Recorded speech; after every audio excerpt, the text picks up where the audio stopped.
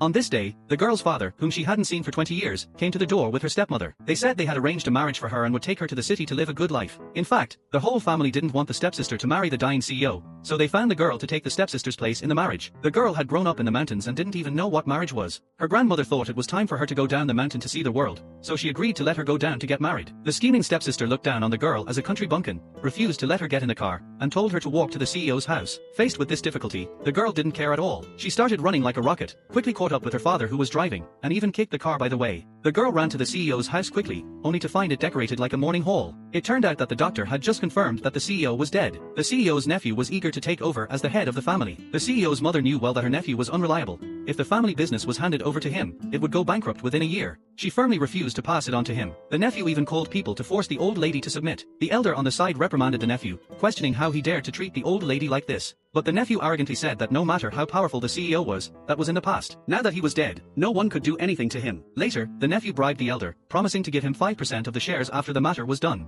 The elder then stopped opposing. The scheming stepsister also stepped forward to persuade the CEO's mother to give up resistance, and even showed affection with the nephew in front of her. The CEO's mother angrily said that the engagement between the scheming woman and the CEO was made by the elders of both families. But the scheming woman proudly explained that she hadn't broken the engagement. She had just found a more suitable marriage partner for the CEO. That was her sister who grew up in the mountains. The nephew immediately laughed and even grabbed the CEO's mother by the neck fiercely. At that moment, the girl suddenly rushed in, accusing the nephew of not respecting the elderly and daring to attack the CEO's mother. The nephew saw her meddling, so he called his men to teach her a lesson. Unexpectedly, the girl just raised her hand gently, and the over 2-meter tall strong bodyguard was knocked flying. The girl noticed the CEO in the coffin and realized that her fiancé was dead. At this time, the ghost messengers came to the scene, ready to take the CEO's soul away. When they looked up and saw the girl standing next to the CEO, they were scared out of their wits, because 2,000 years ago, the girl had made a big disturbance in the underworld, and they still feared her when they saw her now. The girl counted with her fingers and was surprised to find that the CEO's lifespan had returned. She then told the CEO's mother that she had a way to save him. With that, she grabbed the CEO and kissed him. Seeing this, the scheming stepsister thought the girl had watched too many TV dramas,